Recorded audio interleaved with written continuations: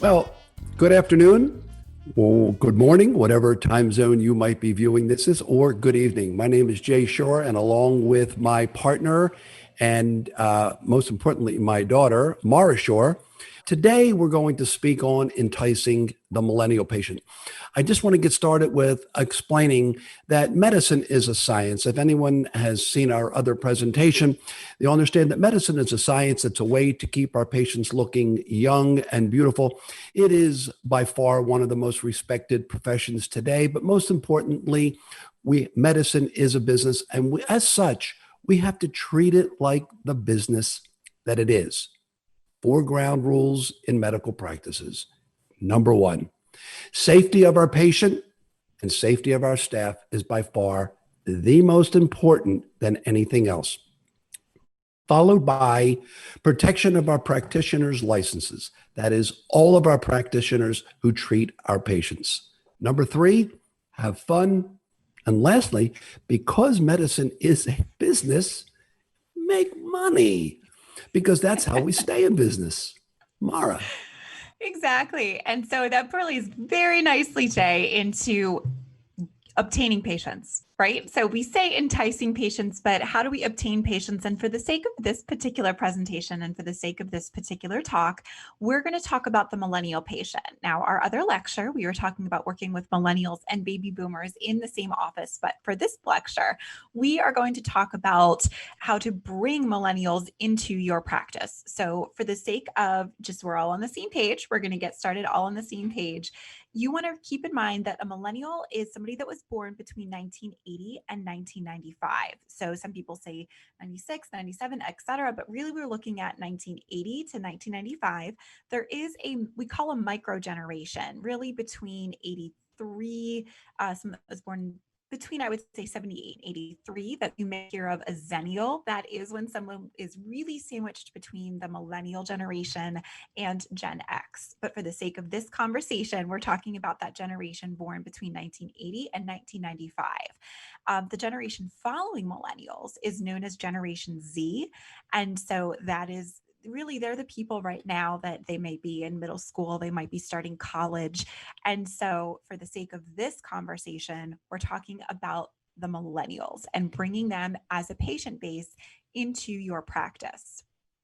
Now, we want to think about what is encouraging millennials to have procedures, especially elective procedures, earlier than ever before, because there's a very specific, and there are several very specific things related to this, because in the past, patients were coming to your practice at a later and older age than the current millennial is right now.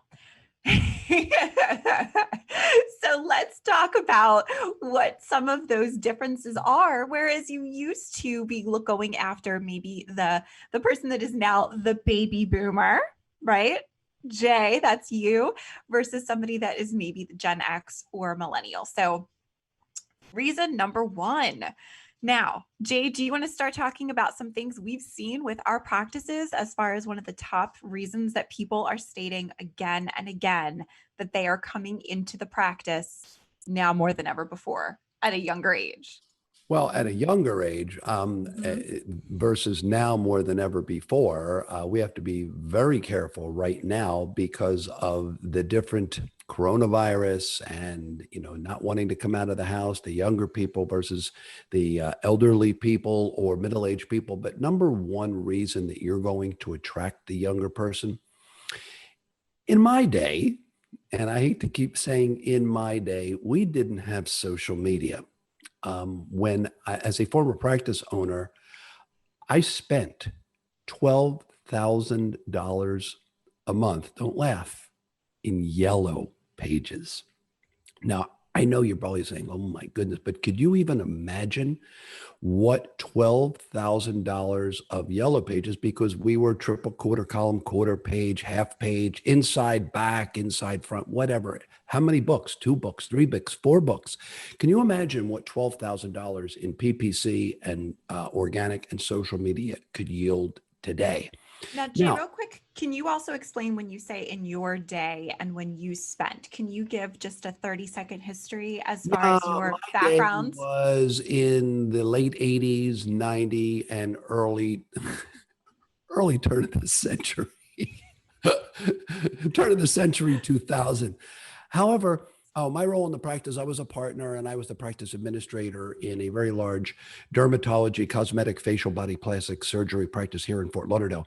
And because Fort Lauderdale encompassed such a lot of demographics of all ages, and 10 miles to the beach versus 10 miles outside of the beach was a totally different patient base. But for the sake of the difference in social media and what attracts a millennial today, is the reason I brought this up about yellow pages and glossy magazines is people didn't read today. They don't read necessarily the glossy magazines. They're cocktail table covers. They come in. If you don't read them in the first week or two, they're in the recycle bin and it's off to the next month because today there's social media. And we'll talk about different social medias. There's Facebook, there's Instagram, there's all kinds of chat. There's, for the Asian patient, there's WeChat. There's all different types outside of your traditional SEO, search engine optimization from your website, and PPC, pay per click, on the different types of non-organic marketing. And this is what's going to drive. How do you be different than the rest? And influencers. I didn't know what an influencer was many, many years ago. I just said, I'm an influencer. I'm a dad, and I have plenty of influence over my children.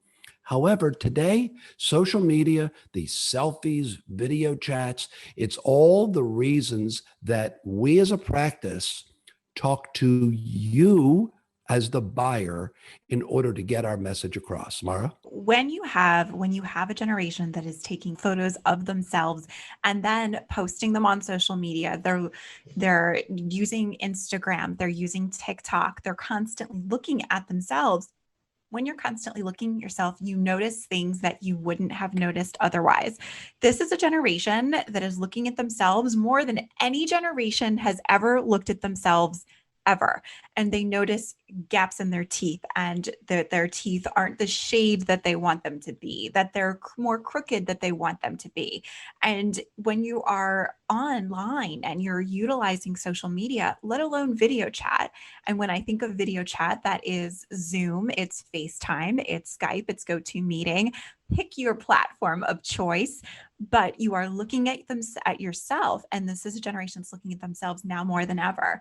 And COVID didn't help because we are Zooming and FaceTiming more than ever before. So we have actually seen a large increase of people wanting elective procedures at this point because they have been cooped up throughout the spring, throughout the summer, possibly going into the fall, hopefully not towards the holidays. And they're looking at themselves all the time and noticing all of those flaws. So with that, that is just one really, really big reason that we're seeing again and again.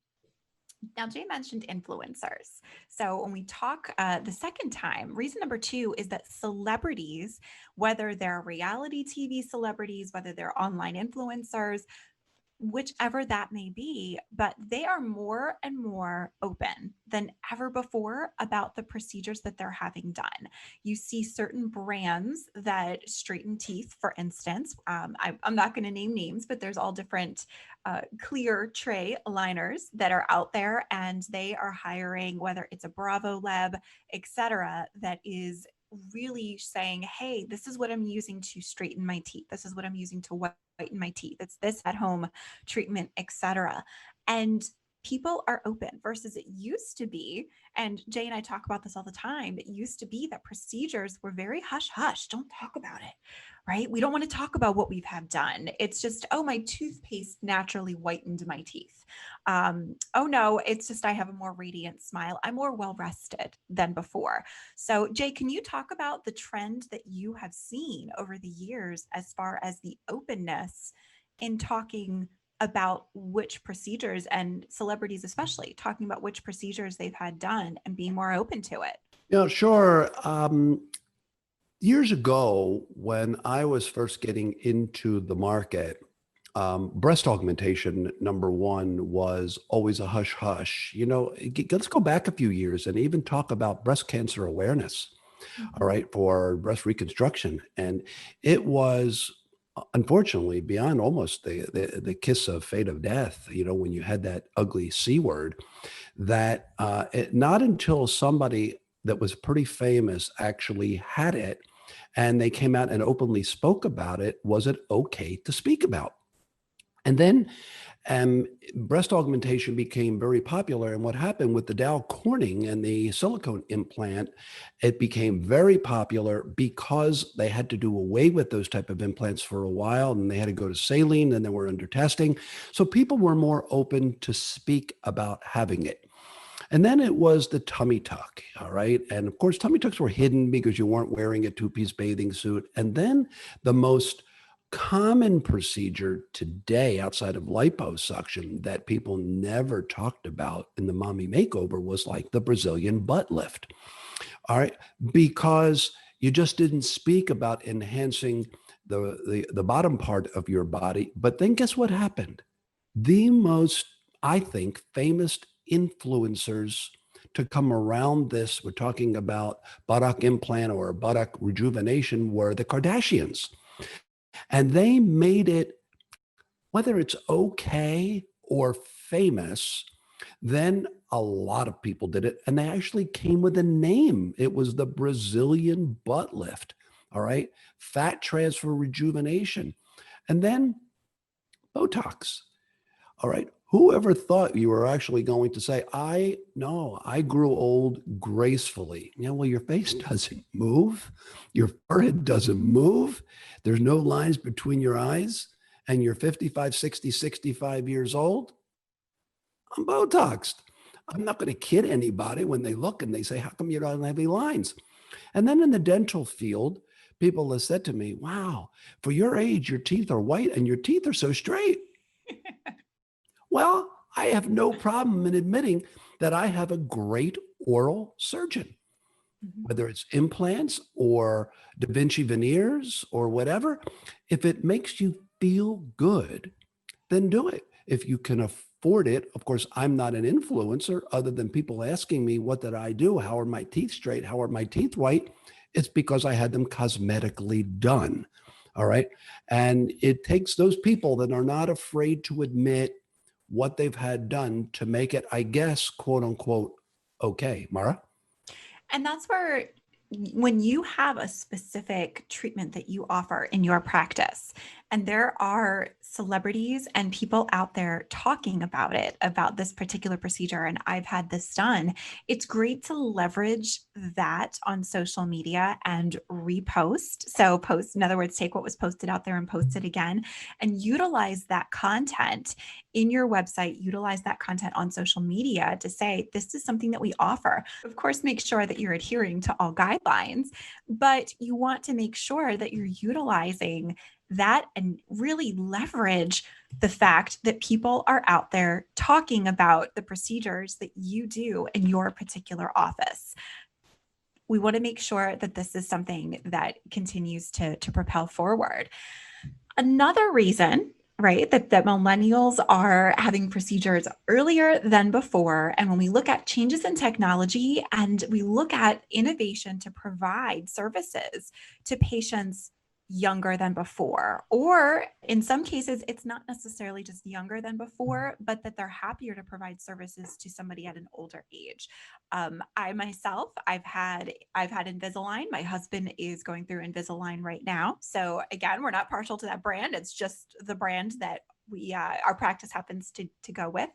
But even though I had dental work done when I was in my teens, metal braces are not something that I would have necessarily considered as somebody who speaks out at conferences dozens of times every year. But the technology is now available that I am able, as an adult in her age, to get procedures at a later age, let alone when you're able to see patients that are getting something younger than before. So we want to always keep in mind that there is this really great concept as far as we look at what is the latest and greatest that's coming out in the field. So it's not necessarily only for one age group, but always marketing what are the latest advances in technology in your practice, because that is going to be a game changer for your practice.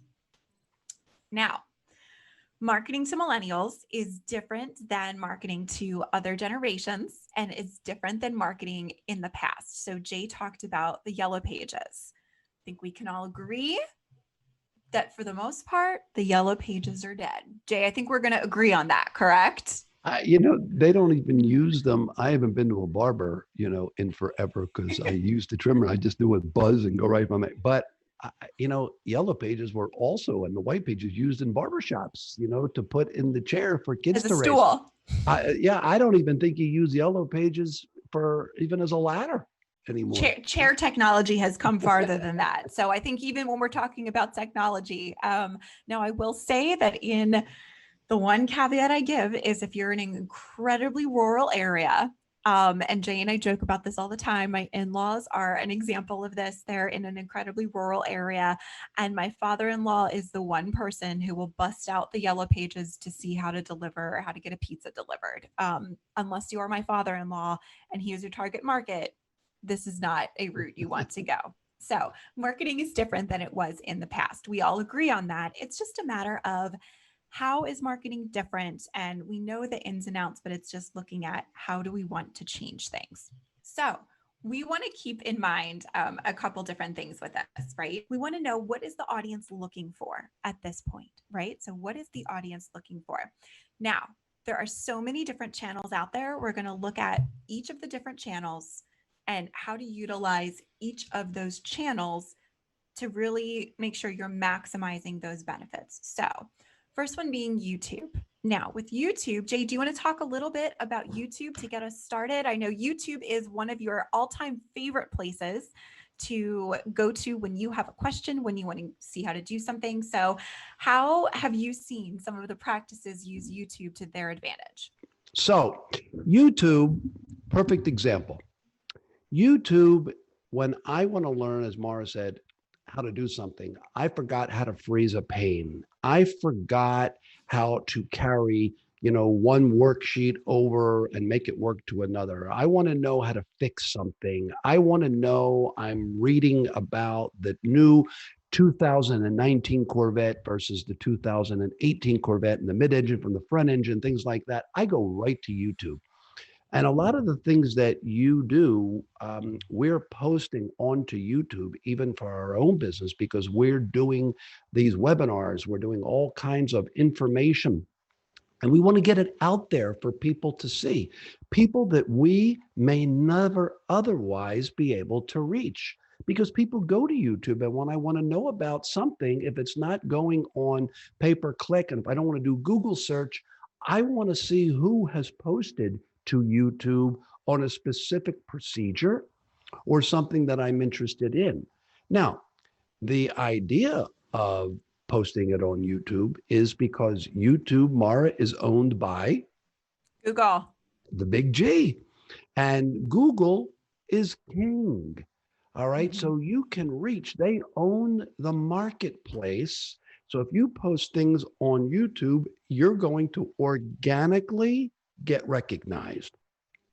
Organic meaning SEO, search engine optimization. And who doesn't want to be the leader of the pack? When you are searching for something, the ones that are on the very top that say ad, you pay for that. You don't pay for the impression, but you certainly pay for somebody who clicks it to get a unique user. And it's got the SEO benefits because Google honestly controls SEO. When you're able to put things up on YouTube, you're going to rank, and then you can control the type of demographics that you are searching or you're trying to market to. You want to go to a male 50 to 65 years old or a female between a specific age, and that's who you market to. So maximize it to your efficiency with YouTube, Mara. And with YouTube, where we want to look at really maximizing our efficiency is, for example, create a video, right? We know that content is king. And so we want to create a video for your practice, where you have a video tour of the practice, for instance. So from the time that a patient walks into your office until the time that they leave, what is their experience? What do they see in the reception area? What do they see in the hallway? What is their treatment like? Who are they going to meet in the smiling faces along the way? So when we talk about all of these components, that can all be put into a video. What sort of safety have you implemented? I know so many people at this point that are really hesitant to come into the practice still because the safety related to COVID concerns them. This is a great way for you to counter that and for you to show all of the safety features that are included in your office. Have you upgraded your ventilation system? Is your entire team wearing a full mask, as far as a shield instead of just necessarily a mask here? So you want to look at all of those different components. So let's say you create a video. So at that point, you have a video, let's say you shot it horizontally, and then it's uploaded to YouTube. From YouTube, so it will live on YouTube. You're also then able to upload it to your website. You're able to upload it to a blog post. You're able to upload it onto a frequently asked questions and about us, etc. So your video is able to then live on your website as well.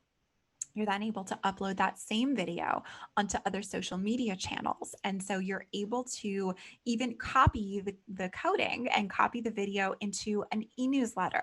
So you're able to use that one video that you shot in multiple ways. So we want to make sure we're maximizing efficiency when we talk about how to bring people into your practice and how to bring that millennial in, because you're creating one video and you're putting it everywhere.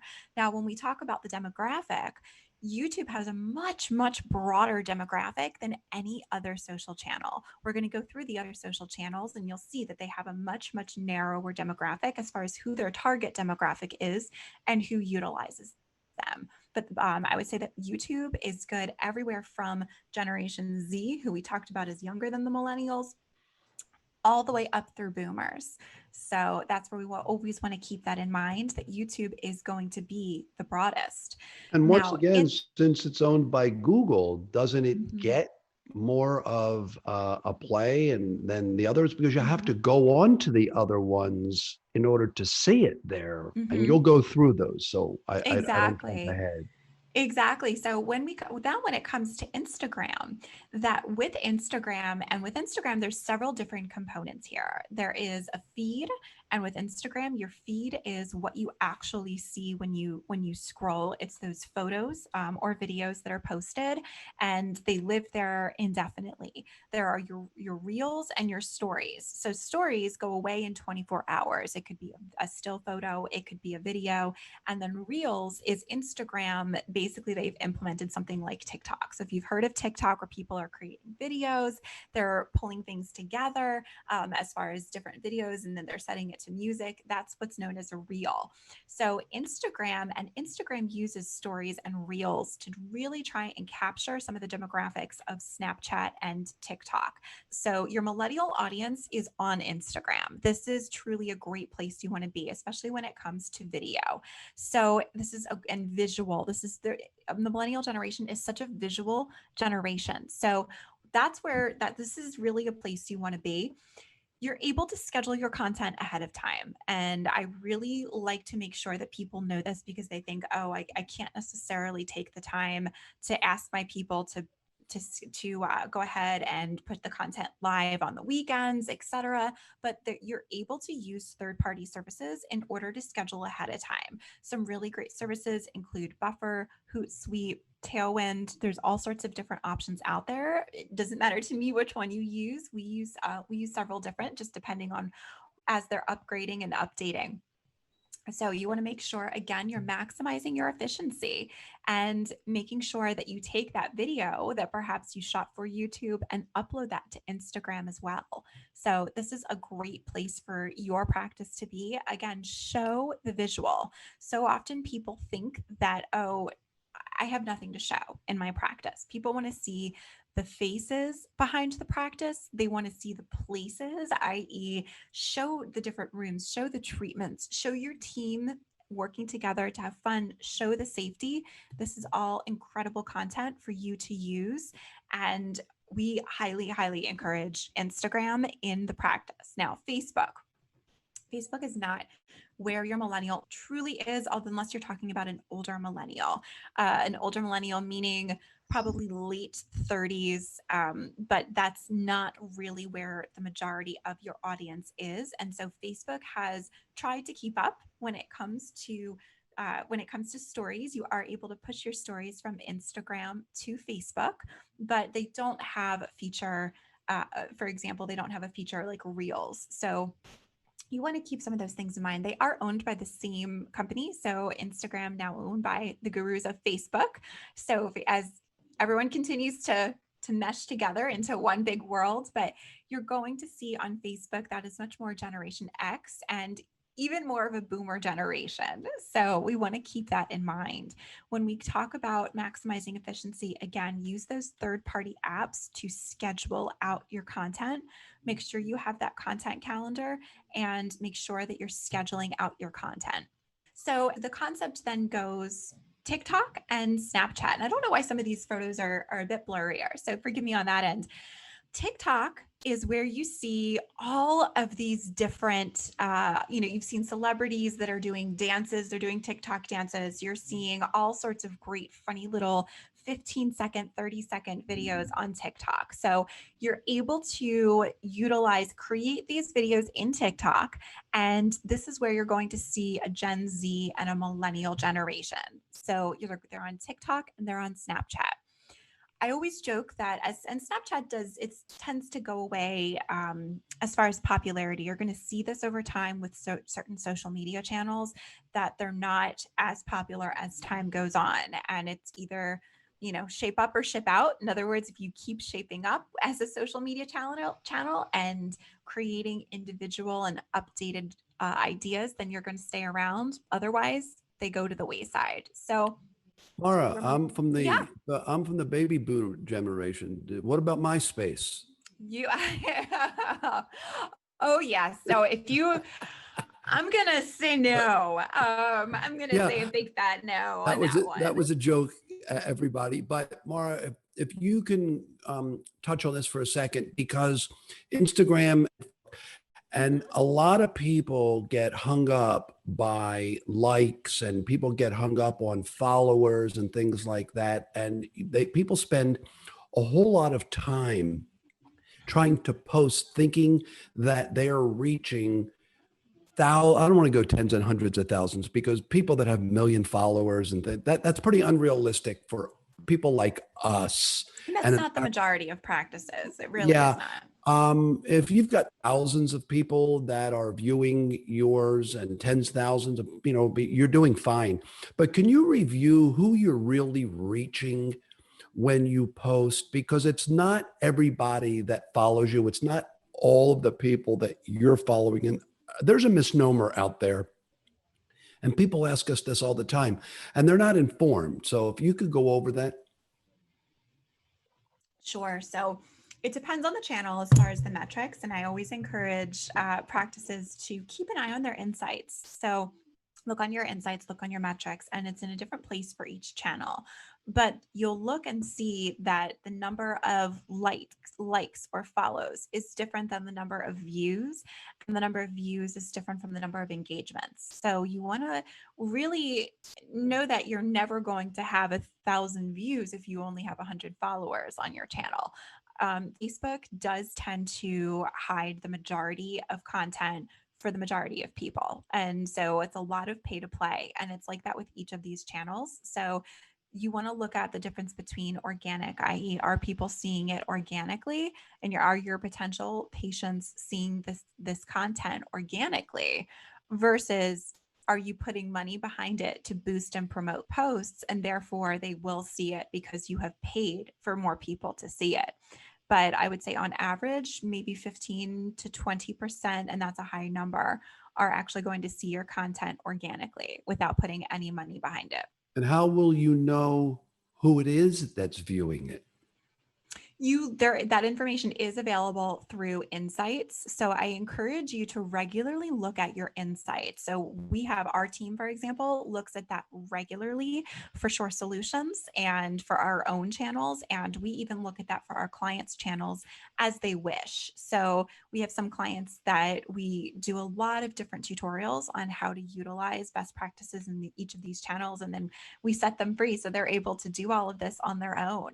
And we have some practices that do it with great success and some practices that say, I want to hire out for a third party to do it, because the metrics do change on a regular basis. All right, Mara, how do I know, um, as a practice, whether or not I should do it as the doctor, if I should hire a third party digital marketing company, if I should have a part time employee, a full time employee? Because we have clients that do all one of three.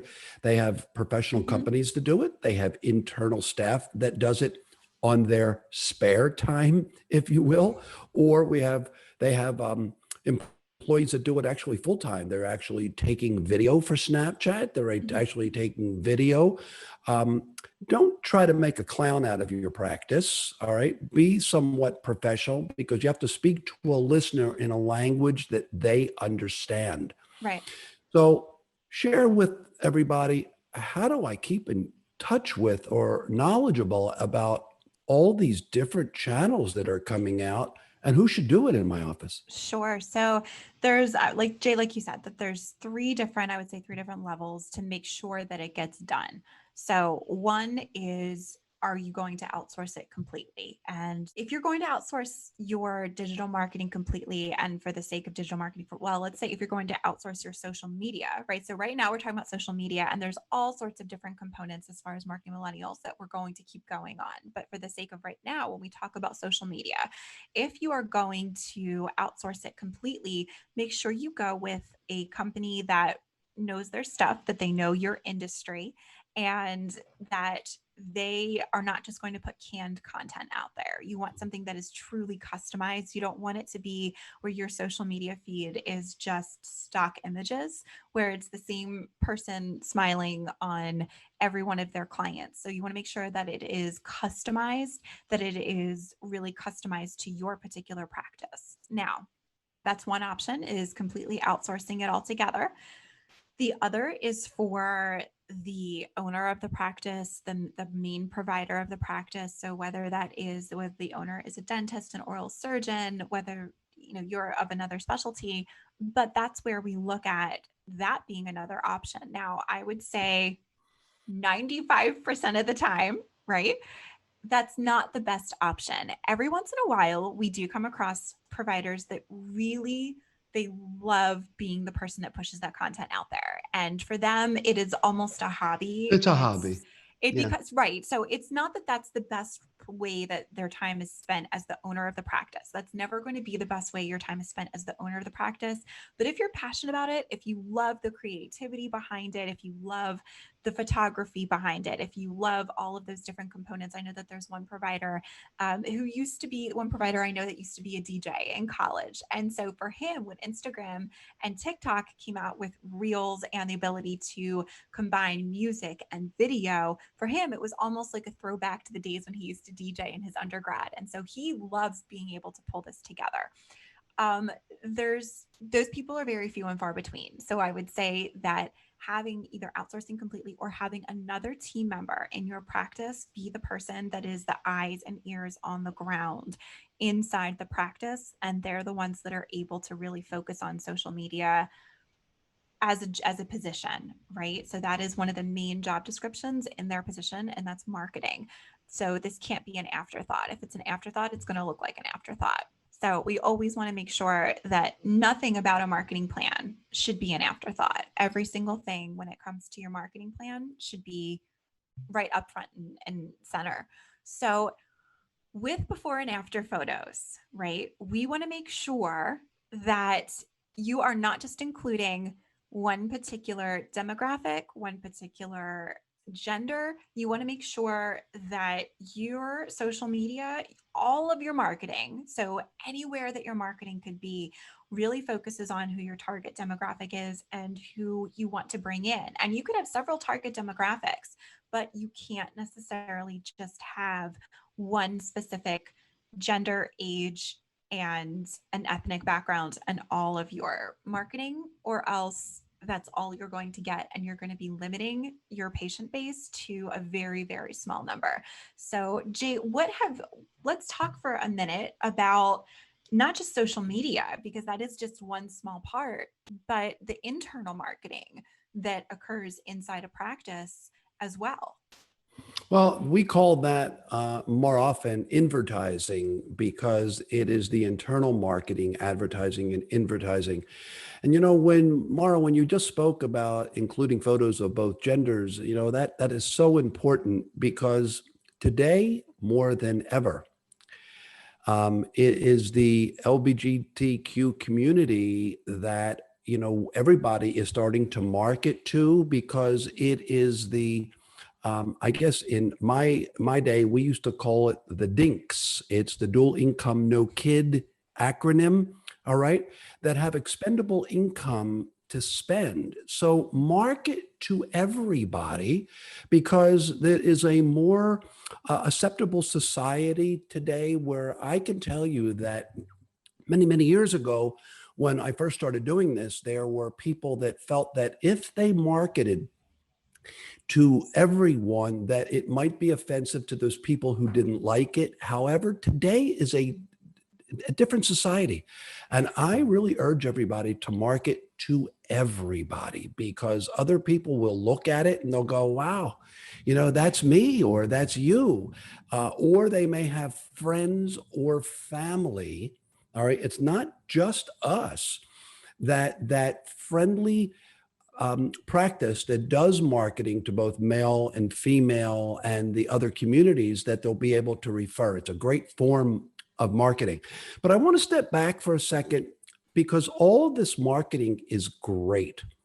However, with all the marketing we want to do, remember the last thing that I said when I first started this off about medicine being a business, even if it's a cosmetic side, because with all of the marketing we're going to do, and I will get into the internal portion in just a second, remember that even when it's done in-house, it's not free.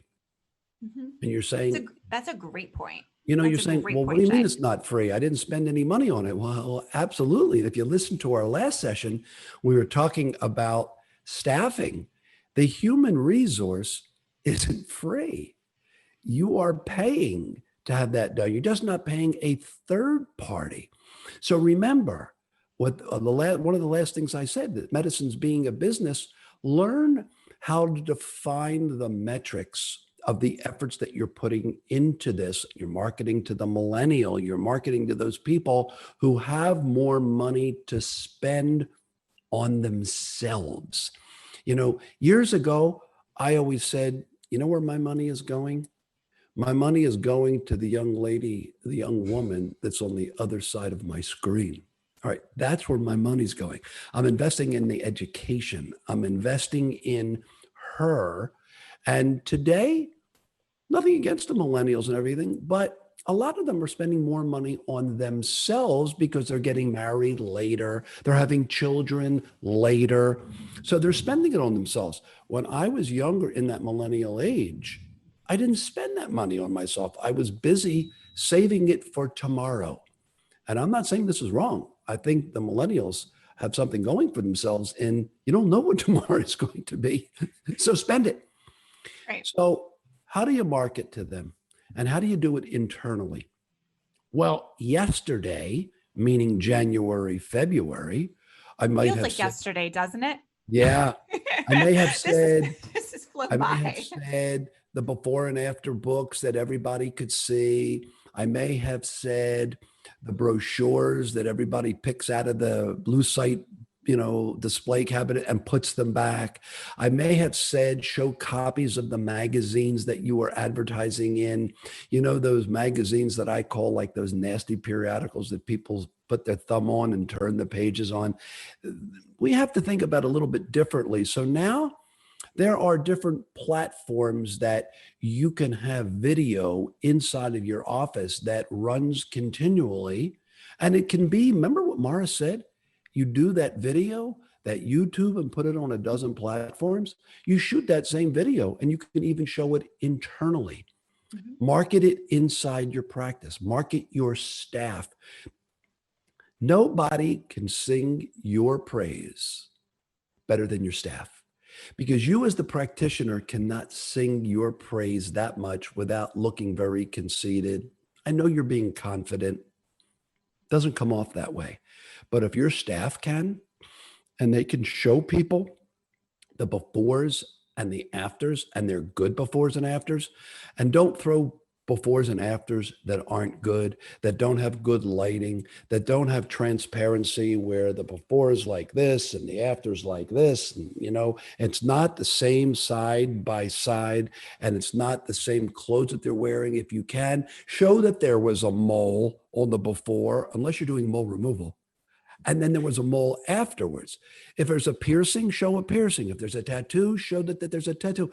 Make them believable, because I want to show more than anything, galleries are so important, even when it comes to lighting on my home, that my deck, plants and shrubbery. I want to see a before and an after. In our world, it's face and body. And dentistry. My dentist took dozens and dozens of pictures on my mouth with that stretcher, before he did the work and after he did the work. And I signed the release. And Jay, let's talk for a second about the importance of releases and consents. And one of the big questions that we get again and again from our clients, i.e. the practices themselves, are patients don't want to sign the consents because they may not want people to know that they've had work done, which is interesting because a lot of it is contrary to what we're saying, where you have some people that are far more open about the work that they've had done, and you have others that still don't want to know, and they don't want others to know that they've had work done. So can you talk about the importance legally of having that consent signed? Yes. And then we'll move on to the next topic, but this is a really important one that I want to make sure to hit on. Yes. You know what I call a consent? A 3-letter word called the CYA. Yes. Because you're never going to pull the consent out again until you need to pull out the consent again.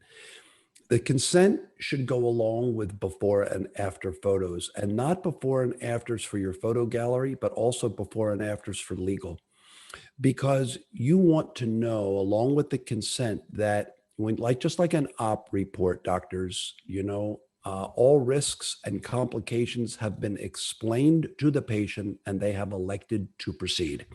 The standard verbiage that you're going to use, so that this way you're sharing all of the risks and the complications you want to know, and the patient is giving you the unilateral consent or bilateral or total consent to use those befores and afters, either on radio, on TV, on social media. Well, not on radio. No, talking about it. Right? Yes. Not before and after photos on radio. But TV and on social media, and even for educational purposes, because look, we go to dozens of conferences a year and they throw pictures up. And of course, the lecturer might say, please don't take any pictures of these slides, because that I was given the consent in order for educational purposes, not for advertising purposes. All right. So it is very important that you have consents, because just like anything else, it's I said, he said, she said, until the rubber meets the road. Mara? Exactly. And so we want to make sure that So, this is such an important question that we get again and again when it comes to before and afters, and when it comes to the consents. But then the next component of that is talking about remaining HIPAA compliant on social media. So, the millennial generation loves to interact with patients on social media. And one of the things we want to make sure to touch on is that just because patients are interacting and asking your practice questions and asking you questions on social media, those channels are not HIPAA compliant.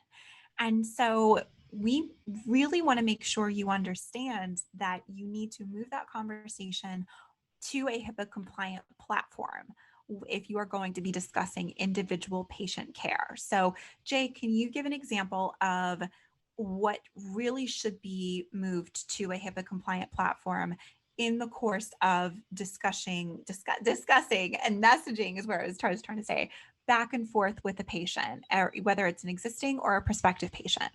Well, first of all, especially today with COVID, Mhm. telemedicine has become ever so important, and you've got to be on a HIPAA platform.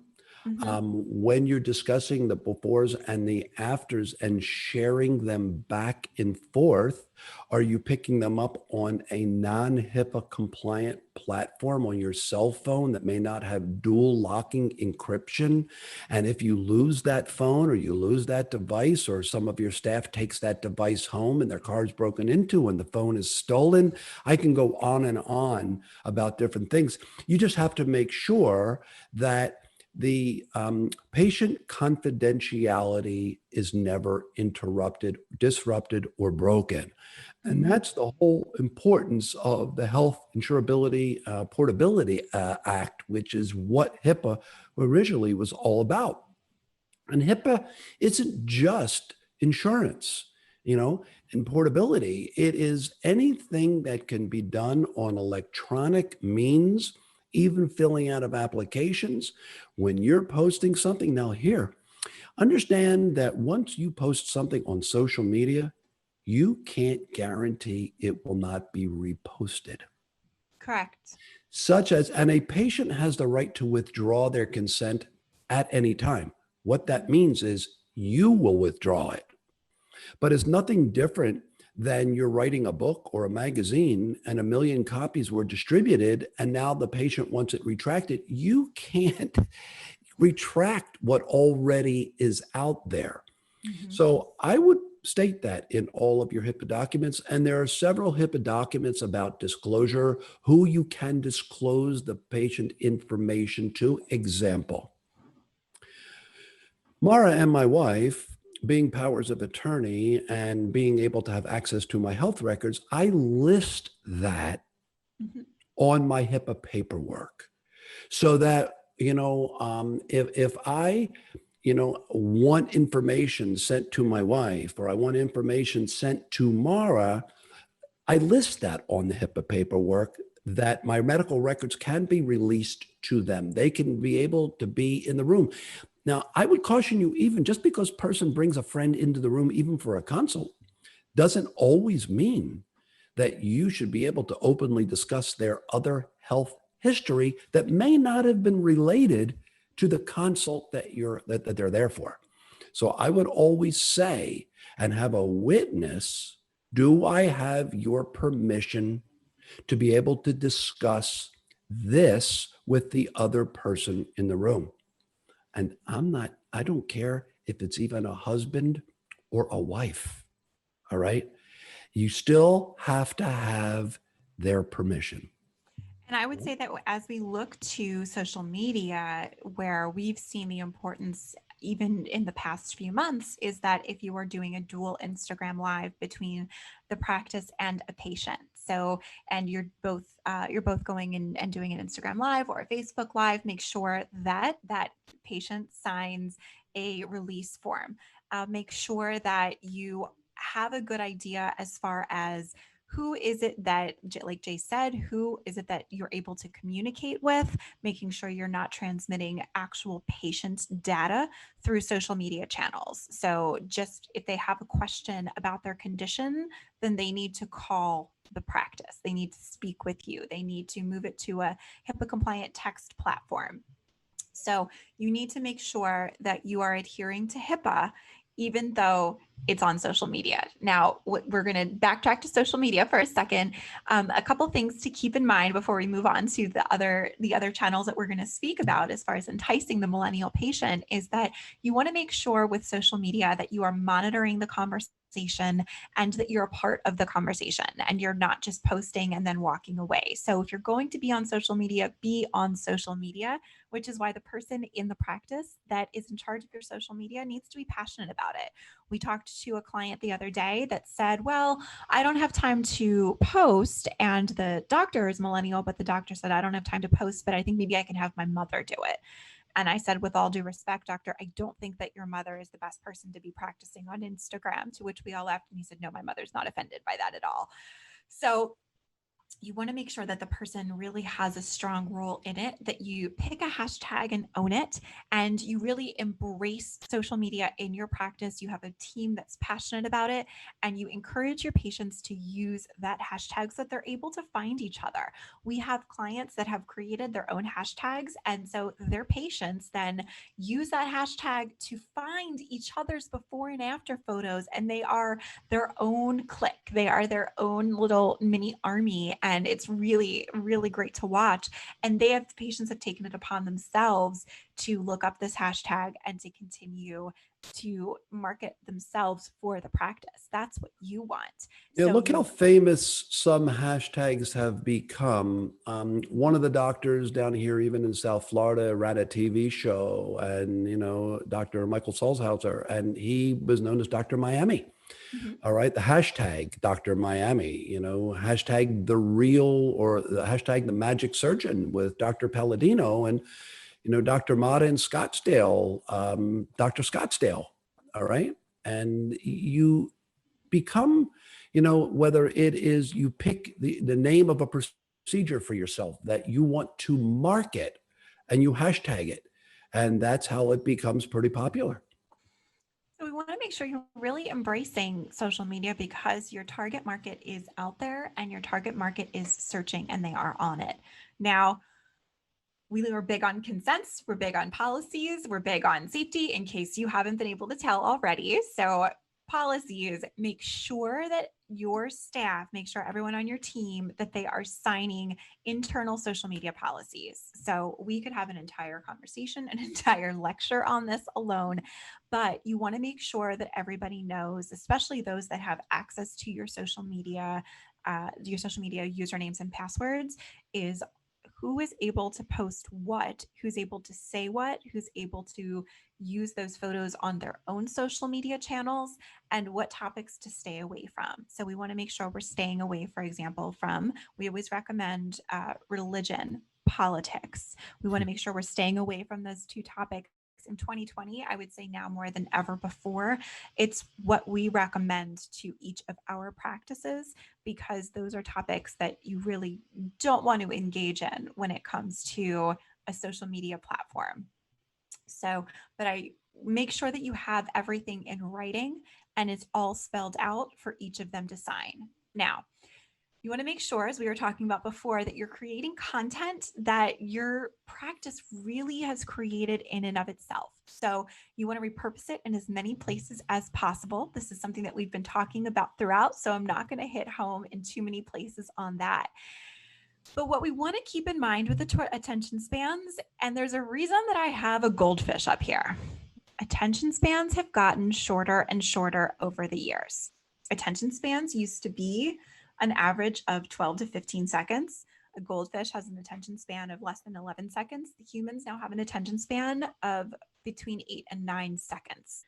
Y'all, we have an attention span of less than a goldfish. And all a goldfish has to do all day is flap its gills and swim around in a very small bowl. And our attention spans are shorter than that. So when you're creating content, you want to make sure that you're creating content for the millennial generation with this in mind. You want to have videos that are snappy. You want to have content that is brief. You want to have videos with things that flash and fly, because it's going to make it just more overall appealing to keep your audience in mind. And it's just going to keep your audience's attention span. So how do we make sure with millennials that we're really making sure to keep and implement the following to engage them, right? And to make sure that they are complying when it comes to the patient. Now, we want to make sure we're putting things in writing for them to take home. We talked about short attention spans, which means that if I, as a millennial, if I'm in the practice, that you're telling me one thing and my brain could already be 4 different places. Now, this could, of course, be true with any generation. We find this just to be worse with the millennial generation. So you want to make sure that you're putting things in writing for the patient to take home. And that includes templates, videos. It's going to make it easy for your team to respond to requests. And you want to make sure that you're repeating things again and again and again, because this is also going to help you avoid complications, ensure a better result, and keep that patient coming back. So, Jay, when you had the practice, right? When you had your practice, you had everything had a template. This was before video was quite as out there as it is now, but you had templates saved for every different type of patient engagement. And how would you say that that helped to do a bit of CYA down the line? Well, you can do a template similar to that of an op report. All right. But you want to know that don't try to recreate the wheel. All you may need to do is change the names sometimes. But remember, these are legal documents. Don't, even if you have a template, and I have seen it over and over again. When we used to do site visits, we still do them, just not right now. I would Not go during COVID. and I used to go into the operating room and then I would review surgical charts to actually do a review prior to a AAA or AAAHC or quad ASF or state credentialing, to see that op reports had he where she should be and she where he would be. And, it's just that you didn't change certain things. We create policies, procedures, protocols for practices all the time. Many of them are templated. However, we will individualize them because although most practices are pretty much the same, some are a little bit different. It just makes it very easy. And with the engagement of EMR, EHRs today, templates are great because you stick them in and you can pull them up. And now with, physically you can sign on the screen. It makes it very easy to use set templates and save. And utilizing that technology so that you have these templates in place so that after you see a patient, for instance, that they already have, whether it is post-op instructions and it's already on its way to their email, as well as a printed copy that you're able to give them for them to take home. So post-procedure care that they're able to take home with them because you already have that, whether it's printed, electronic, or both. And I see so many practices that they try and make this individual, and there's no point in reinventing the wheel. You want to make sure that you're including time and time again. You want to make sure, how can we make life easier for your team, but also how can we make sure to switch around things to make them easier for the millennial patient. Now, pack your practice full of technology. So we love technology. Now we're looking at online chat functions. These can either be used through AI, i.e. artificial intelligence, or you can have a member of your team manning online chat or look to a third party. There's all sorts of options. There are online store purchases. So if you have retail that you sell within your practice, even services can be sold online at this point. Online scheduling is able to be done. So you put a scheduling link on your website and your patients are able to utilize this and schedule at their convenience. So if they're up at 2 a.m, if they're up at 6 a.m, if they're up at 10:30 at night and in their bathrobe, then that way your practice keeps moving. Your practices doesn't have to stop just because it's not between the hours of 8 and 5 or 9 to 5 or a half day on Friday, or if your practice temporarily has to close down again due to COVID. So we also encourage you look into software that has HIPAA compliant texting with your patient care coordinator. I hear it again and again where the administration wants to fight and say, no, you need to pick up the phone.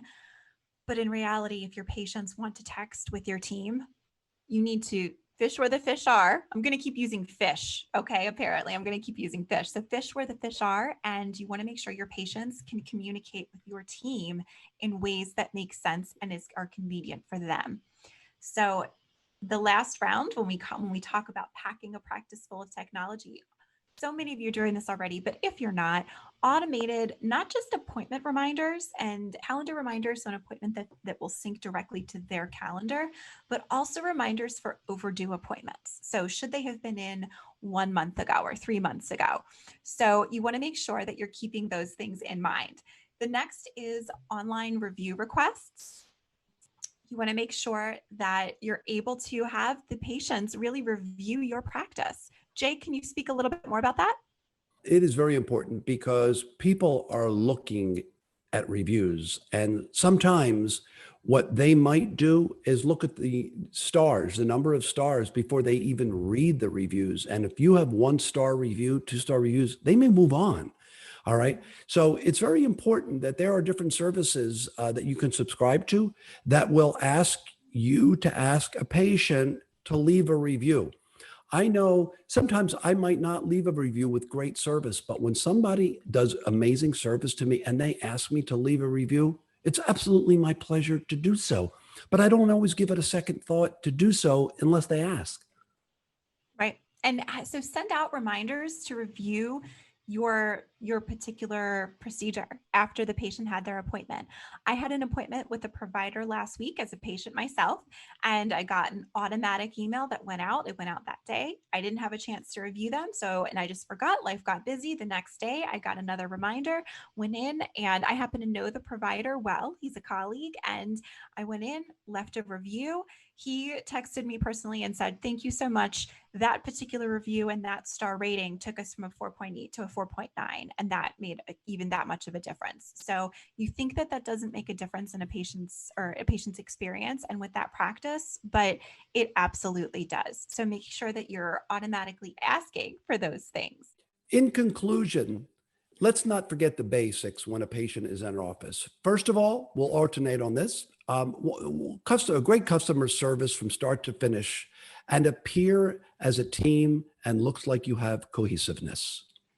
Exactly. Exactly. I think millennials can spot this, and just in general, any patient can spot this. So, number 2, book the next appointment before your patient leaves the office. So, we are all incredibly busy. So, you want to make sure as your patient is walking out that you pose it as, "I'm more than happy to schedule your next appointment. I have availability on this day at this time. Can you confirm that works for you?" Instead of asking, "So do you want to book your next appointment?" So again, book that next appointment as they're on their way out the door when you're checking them out. Don't wait for them. Don't wait for them to call back for a 3-month or a 6-month follow-up. Always ask additional questions and about their additional goals, meaning let's summarize so that the patient doesn't feel they were rushed through the consult, and you may be able to upsell and find out something that they didn't initially come in for. Exactly. So, and make sure you don't assume, right? Never assume. And number 4, I don't know how many times we can say this, but remain HIPAA compliant. I know we've hit you over the head with this, but this is something that is so incredibly important. So ultimately, the millennial generation is a generation to embrace. There is money there, there's opportunity there, there's upsell availability and opportunity there. So treat this particular patient population as you do all patient populations. Treat this generation well, and they will continue to come back to your practice again and again. The last comment I have before you conclude it, Mara, is all of this marketing that you do is really of no value if you can't measure all the efforts you're doing. Because remember, this is a business, because you can't manage what you can't measure. Exactly. Exactly. So make sure that you are measuring the results of every single one of your marketing efforts and tracking your ROI. And with that, we hope that you learned a great amount today, that you enjoyed hanging out with Jay and I. And thank you so much for spending this past hour or so with us. Thank you so much. If you have any questions, we are here to answer them. Feel free to contact us directly. And thank you so much. Thank you.